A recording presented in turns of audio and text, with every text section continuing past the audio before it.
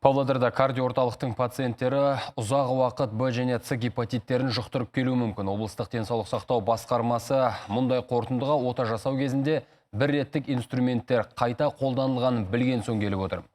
Мекеменің қызметкерлері шағым түсірген соң ғимаратты түгел тінтіген жемқорлықпен күрес мамандары кардиорталық жертөлесінен бір мәрте ғана қолданылуы тиіс скальпель, қан алуға арналған түтікшелер, катетер мен түрлі инелер сақталған қойманы тауыпты.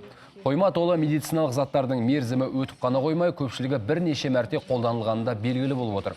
Қазір бұл жайтты полиция мен прокуратура тексеруге кірісті. Оның қорытындысы бойынша жүрегіне ота жасайым деп келіп, қауіпті инфекция жұқтырған пациенттердің де нақты саны белгілі болмақ. Подтверждено следующее факт. Тексеріс қорытындысы бойынша бір мәрте қолданылуы тиіс құралдың қайта қолданылғаны, мерзімі өткен медициналық заттардың сатып алынғаны және қолданылып келгені анықталып отыр.